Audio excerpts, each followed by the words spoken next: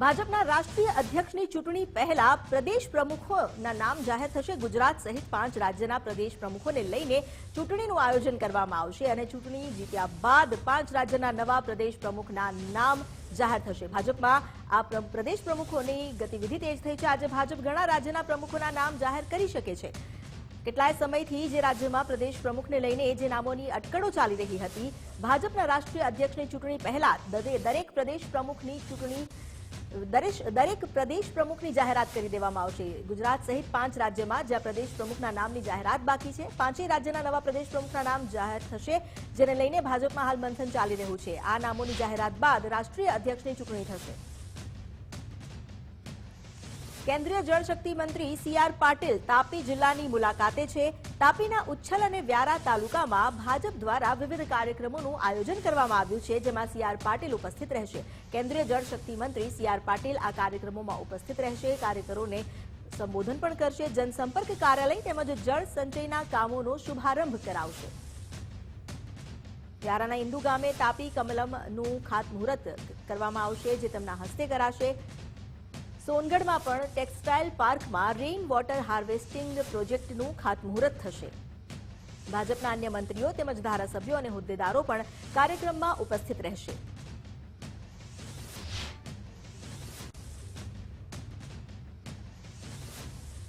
મુખ્યમંત્રી યોગી આદિત્યનાથ યુપીને 1500 કરોડના વિકાસ કાર્યોની ભેટ આપશે। રામગઢથી દેવરિયા બાયપાસ સુધીના માર્ગનું ઉદ્ઘાટન કરશે। જનતાને જેનાથી ખૂબ લાભ મળશે। કર ભવન અને નવા કલેક્ટર કચેરી ભવનનો પણ શિલાન્યાસ કરશે। આગામી સમયમાં જ્યાં લોકોને સુવિધા મળી રહેશે। ₹438 કરોડના 52 પ્રોજેક્ટ્સનું મુખ્યમંત્રી યોગી આદિત્યનાથ આજે શિલાન્યાસ કરશે। 1060 કરોડના 95 પ્રોજેક્ટ્સનો શિલાન્યાસ કરશે। તમામ પ્રોજેક્ટ્સ જે જનતાની સુખાકારીને વધારશે તેવો દાવો કરાયો છે। વકફ સુધારા કાયદા અંગેની મૂંઝવણ દૂર કરશે, જે માટે ભાજપે અભિયાન હાથ ધર્યું છે। યુપીમાં આજથી જનજાગૃતિ અભિયાન ચલાવવામાં આવશે।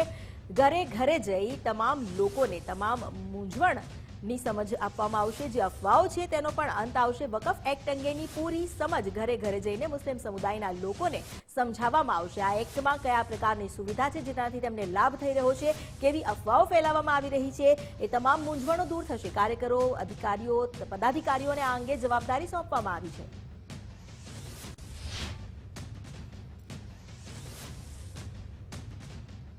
દેશના કેટલાક રાજ્યમાં ગરમી તો કેટલાક રાજ્યમાં વરસાદનું એલર્ટ જાહેર કરવામાં આવ્યું છે। દિલ્હીમાં વરસાદનું એલર્ટ છે, જ્યારે રાજસ્થાનમાં ભારે ગરમીની આગાહી કરવામાં આવી છે। વાતાવરણમાં જે પલટો દેખાઈ રહ્યો છે, દિલ્હી એનસીઆરમાં વરસાદ પડી શકે છે। વરસાદને કારણે ગરમીથી રાહત મળી શકે છે। જોકે બીજી તરફ રાજસ્થાનમાં ભારે ગરમીને લઈને હીટ વેવની પણ આગાહી કરવામાં આવી છે। દિલ્હીમાં વરસાદનું યલો એલર્ટ છે, તો ઉત્તરાખંડની વાત કરીએ તો પહાડી વિસ્તારમાં પણ હળવો વરસાદ પડી શકે તેવી શક્યતા હવામાન વિભાગે વ્યક્ત કરી છે। આ ઉપરાંત પંજાબ અને હરિયાણામાં પણ વરસાદની શક્યતા છે। હળવા ઝાપટા પડી શકે તેવી શક્યતા વ્યક્ત કરવામાં આવી છે।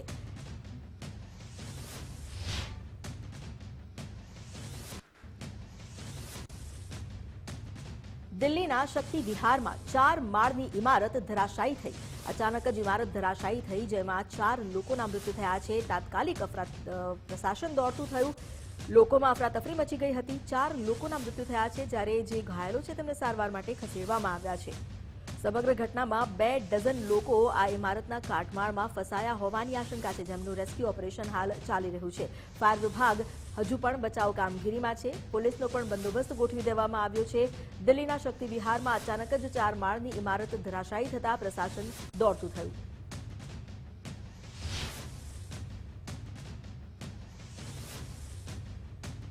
અમેરિકાના ઉપરાષ્ટ્રપતિ આવતા સપ્તાહે ભારતના પ્રવાસે છે। આવતા સપ્તાહે તેઓ પરિવાર સાથે ભારત આવશે। જેડી વેન્સ પરિવાર સાથે ભારતના કેટલાક પ્રસિદ્ધ સ્થાનની મુલાકાત લેશે, જેમાં નવી દિલ્હી, જયપુર અને આગ્રાનો સમાવેશ થાય છે। આ તમામ સ્થાન પર પહોંચી તેઓ પરિવાર સાથે જગ્યાનો લુફ્ત માણશે, પરંતુ તેની સાથોસાથ વડાપ્રધાન નરેન્દ્ર મોદી સાથે પણ તેમની મુલાકાતનું આયોજન કરવામાં આવ્યું છે। 21 થી 24 એપ્રિલ પ્રથમ સત્તાવાર ભારતની મુલાકાત છે, અને આ મુલાકાત દરમિયાન બંને દેશો વચ્ચેના સંબંધને લઈને પણ ચર્ચા થઈ શકે। અમેરિકન વહીવટીતંત્રના વરિષ્ઠ સભ્યો પણ જેડી વેન્સ અને તેમના પરિવાર સાથે ભારત આવશે।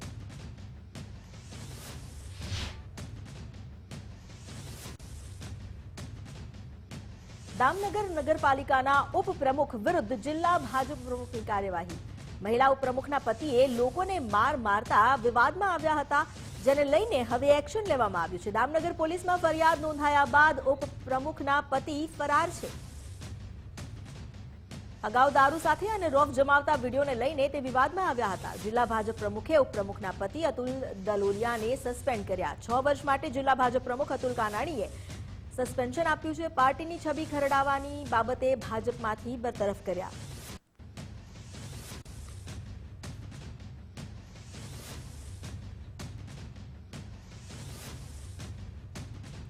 જ્યારે ખુદની તારીફ ખોટી લાગવા લાગે ત્યારે સત્ય તરફ માર્ગ અપનાવવો જોઈએ. આવું એટલા માટે કહેવું પડે છે કારણ કે દક્ષિણ ગુજરાતથી જે તસવીર સામે આવી છે તે સોશિયલ મીડિયામાં ઘણા સવાલો ઉઠાવી રહી છે. ચૂંટણી વખતે ભીડ ભેગી કરતા નેતાઓને ચૂંટણી બાદ એક વિદ્યાર્થીનો સહારો લેવો પડે તે ચિત્ર જરા વિચિત્ર લાગે છે. વાસ્તવમાં વાત એમ છે કે નર્મદા જિલ્લામાં ધોરણ 5માં અભ્યાસ કરતા એક વિદ્યાર્થીએ મારો પ્રિય નેતા વિષય પર ડેડિયાપાડાના ધારાસભ્ય ચૈતર વસાવા પર નિબંધ લખ્યો. જે વાત વર્ગખંડ સુધી રહે તો સારી છે.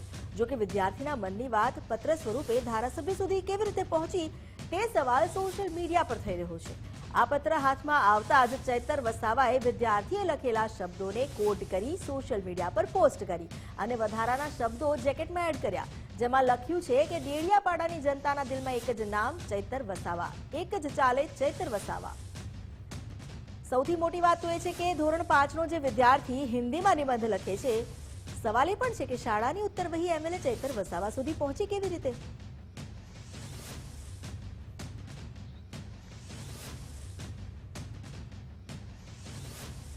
અદાણી સિમેન્ટ કંપનીના વિવાદ મામલે ગુજરાત ફર્સ્ટના અહેવાલની અસર દેખાઈ. ગુજરાત ફર્સ્ટ ફરી એકવાર બન્યું જનતાનો અવાજ. કચ્છના સાંગીપુરમમાં અદાણીના કર્મચારીઓની લડત મામલે ગુજરાત ફર્સ્ટ અગ્રસર રહ્યું. ગુજરાત ફર્સ્ટના અહેવાલ બાદ અદાણી કંપનીએ કર્મચારીઓને બોલાવ્યા. અહેવાલ બાદ કર્મચારીઓની સમસ્યાના સમાધાન મુદ્દે વાટાઘાટ શરૂ કરાઈ. સાંજના 6 વાગ્યાથી લઈને રાતના 8:30 વાગ્યા સુધી અદાણી પ્લાન્ટની ઓફિસમાં બેઠક ચાલી. બંધ બારણે યોજાયેલી બેઠકમાં અદાણીના અધિકારીઓ પણ હાજર હતા. કર્મચારીઓના પ્રશ્નોને લેખિતમાં લઈને અમદાવાદ પહોંચાડવાની ખાતરી આપવામાં આવી. અમારા ધરણાનો બીજો દિવસ હતો. એમાં કંપની મેનેજમેન્ટના અહીંયા પણ આવ્યા હતા, લોકલ આગેવાનો પણ અમારા જોડે આવ્યા હતા. એ લોકોએ અમને અહીંયા અંદર બેસાડ્યા હતા કંપની જોડે. એમાં મહાવીરસિંહ જાડેજા જે તાલુકા પંચાયત સદસ્ય છે, અલીભાઈ જે તાલુકા પ્રમુખ છે અને ગુલાવીના સરપંચ આવ્યા હતા. અમે અને 4 અમારા કર્મચારીઓ ગયા હતા. તો એમાં અમે લિખિતમાં અમારી રજૂઆત અમે એમને બતાવી. તો એમને કીધું છે કે અમે લીખીને આપ્યો છે. તો એમને કીધું છે કે રાતે 10 વાગે અમે તમને અમારા અમદાવાદ HR હેડમાં વાત કરી અને તમને અમે રાતે 10 વાગે કહેશું. અમે અમારો પણ ત્રીજા દિવસનો પણ ધરણા પ્રદર્શન ચાલુ રહેશે. આગામી લડત અમે કાલે બપોર પાછળ બધાને કહેશું. આજે સાંજના સાહેબે બોલાયા હતા, મિશ્રા સાહેબે, અને જે કંપનીની મજૂરોની માંગણી હતી તો એને કીધું કે લિખિત આપો. મારાથી પ્રયત્ન સાથે એટલે કરીશ અને ઉપર મારી ઓફિસે અમદાવાદ અહીંયા જાણ કરીશ અને 80% એવું મને લાગે છે કે સમાધાન થઈ જશે. એની માંગણી પૂરી થશે. એમાં 4-5 માંગણીઓ છે વાજબી છે. હું ગુજરાત ફર્સ્ટ ન્યૂઝ જે અમારી 2 દિવસ જે અમારી સતત હરેક વસ્તુ ઉપર તક પહોંચાડી એના હું 300 કર્મચારીઓ વતીથી આભાર માનું છું અને આગામી દિવસોમાં અમારી એવી જ હેલ્પફુલ તરીકે મદદ કરશે એવી અમે આશા રાખીએ છીએ. जो गुजरात फर्स्ट न्यूज़ ने जो हमारा लाइव जो दिखाया उसके लिए हम लोग खूब खूब धन्यवाद मानते हैं इनका और आगे भी हमको ऐसा साथ सरकार मिले यही हम इनके गुजरात फर्स्ट अपना मीडिया कर्मियों से हम आशा रखते हैं.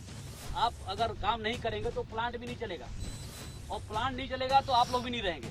ये बहुत सिंपल से अंडरस्टैंडिंग है. बहुत सारा घुमा फिरा बात नहीं कर रहा हूँ. आप लोग काम करेंगे, आपको कौन हटा सकता है? कंपनी का बेवकूफ है, आपको हटा देगी और कंपनी चलती रहेगी. आप लोगों ने कंपनी बिल्ड किया है और कंपनी को आपकी जरूरत है, आपको भी कंपनी नोटिस क्रिएट करो या तो 2 महीने का आपसे सैलरी काट लिया जाएगा. कंपनी आपके लिए है, आपको भी उतनी जरूरत है. कंपनी दोनों की जरूरत है एक दूसरे की. अभी आप ये मत सोचिए कि हमने कंपनी में वो लिखा नौकरी परमानेंट इस दुनिया में कोई कुछ भी नहीं है. રાજકોટમાં શિક્ષિકાએ 4 વર્ષની બાળકી સાથે જઘન્ય કૃત્ય કર્યાનો આરોપ લાગ્યો છે. પ્રદ્યુમ્નનગર પોલીસ સ્ટેશન ખાતે શિક્ષિકા વિરુદ્ધ ફરિયાદ નોંધાઈ. કર્ણાવતી સ્કૂલના મિત્તલબેન નામની શિક્ષિકા વિરુદ્ધ ફરિયાદ થઈ છે. બાળકીની માતાએ શિક્ષિકા વિરુદ્ધ પોલીસ ફરિયાદ નોંધાવી. ઈજા પહોંચવાડી, પોક્સો તેમજ એટ્રોસિટી સહિતની કલમ હેઠળ ફરિયાદ નોંધાઈ. ગુપ્તાંગના ભાગે આંગળી અથવા પેનથી ઈજા પહોંચાડી હોવાની ફરિયાદ કરાઈ છે. 4 વર્ષની બાળકીને ગુપ્ત ભાગે દુખાવો થતા માતાને જાણ કરી હતી. બાળકીને ગુપ્તાંગમાં અસહ્ય દુખાવો થતા મામલો સામે આવ્યો.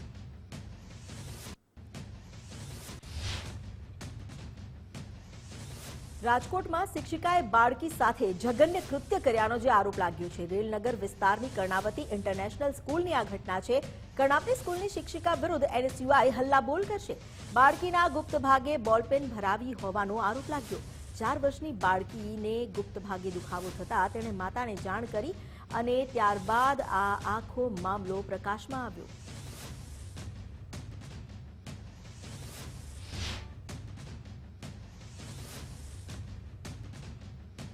આ મામલામાં શાળાની શિક્ષિકાએ જે જઘન્ય કૃત્ય કર્યાનો આરોપ છે. 4 વર્ષની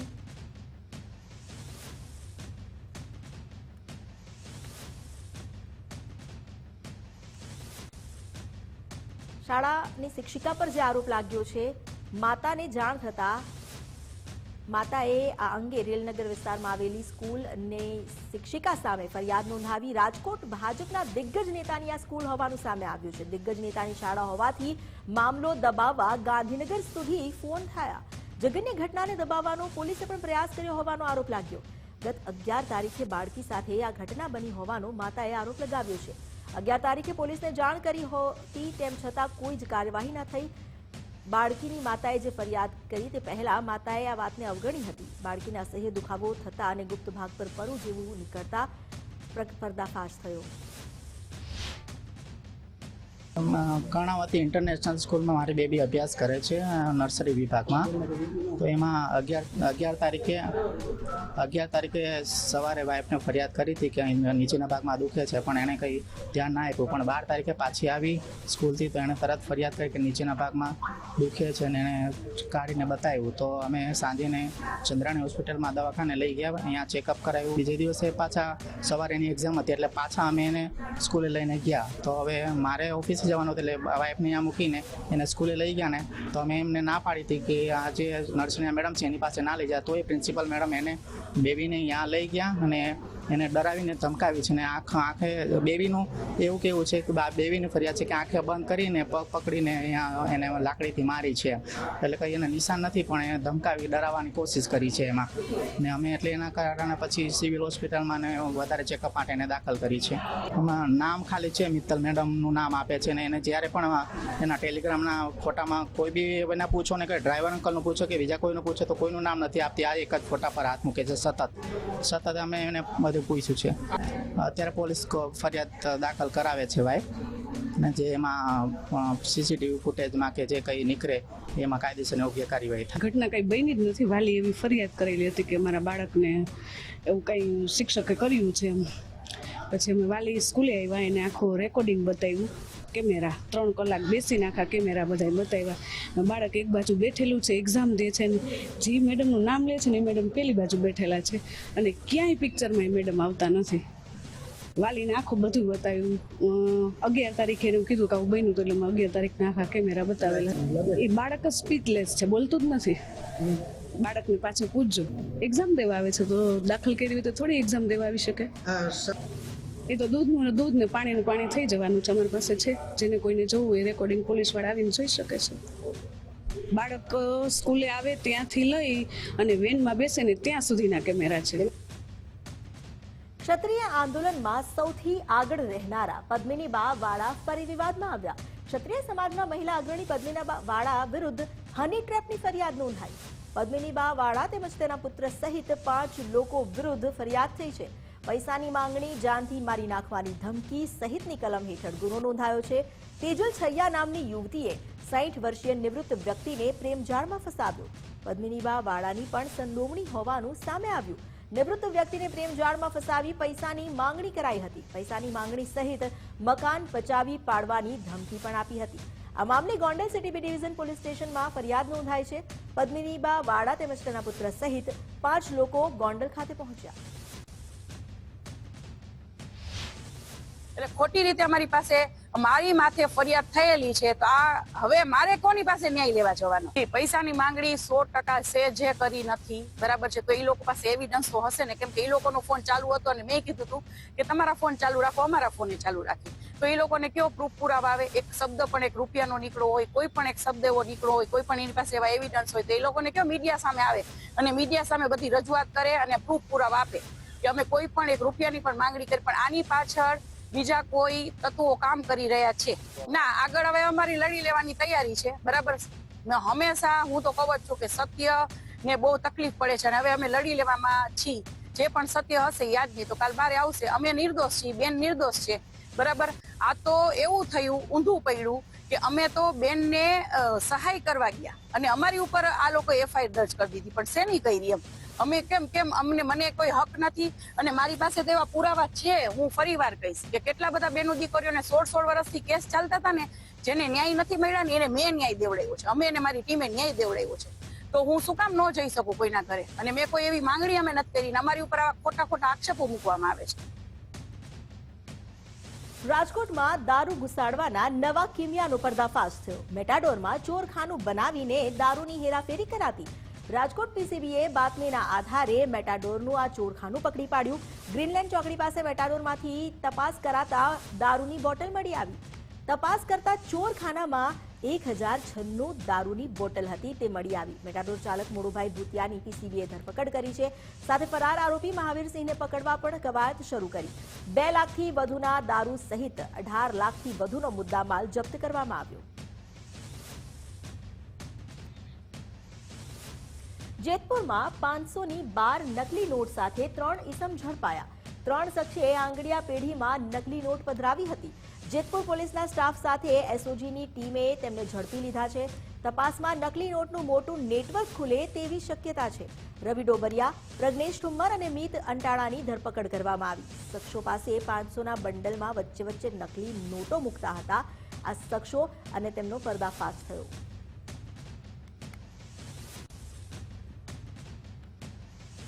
અમદાવાદ શહેરમાં એક યુવકે અજાણી વ્યક્તિ સાથે સોશિયલ મીડિયા પર મિત્રતા કરવી ભારે પડી. 2 લાખથી વધુની રકમ ગુમાવવાનો વારો આવ્યો. અમદાવાદના બોપલ આમલી રોડ પર એક વ્યક્તિને ઓનલાઈન એપ્લિકેશન મારફતે થયેલી મિત્રતામાં 2.82 લાખ રૂપિયા ગુમાવવાનો વારો આવ્યો.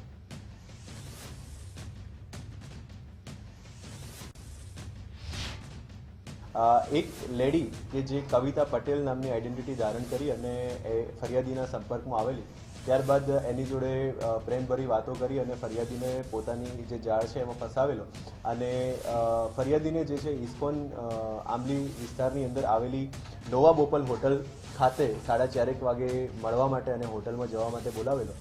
ત્યારબાદ આ જે આરોપી લેડી છે એની સાથેના એના જે સાગરીતો છે એમના દ્વારા એટીએસમાં અમે એ લોકો કામ કરીએ છીએ એ પ્રકારની ખોટી ઓળખ ધારણ કરીને ફરિયાદીને ડરાવી ધમકાવી એનું અપહરણ કરી અને ગાડીમાં એને લઈ જવામાં આવ્યો હતો અને ત્યાં એની સાથે મારામારી કરી ફરિયાદીના ક્રેડિટ કાર્ડમાંથી અને ગૂગલ પે પરથી કુલ મળીને ટોટલ 3,42,000 જેટલું અમાઉન્ટ જે છે આ લોકો પડાવી લીધેલું.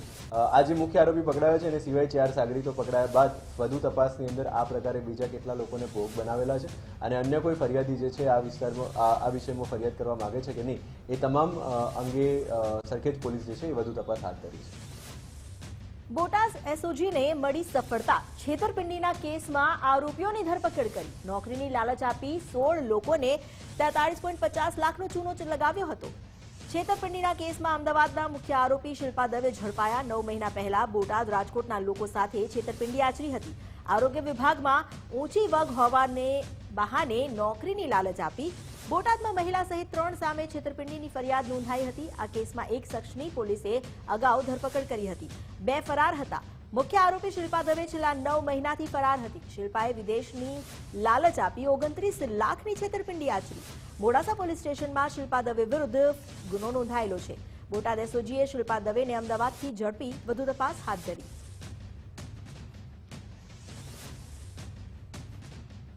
થાનમાં ખનીજ ચોરી અટકાવવા મહેસૂલી ચોકી કાર્યરત કરાઈ.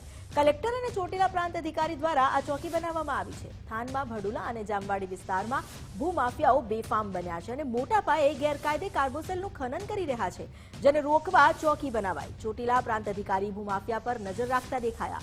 પ્રાંત અધિકારી તેમજ મામલતદાર સહિતની ટીમ ખડે પગે રહેશે. મહેસૂલી ચોકી કાર્યરત કરતા ભૂમાફિયાઓમાં ફફડાટ ફેલાયો છે.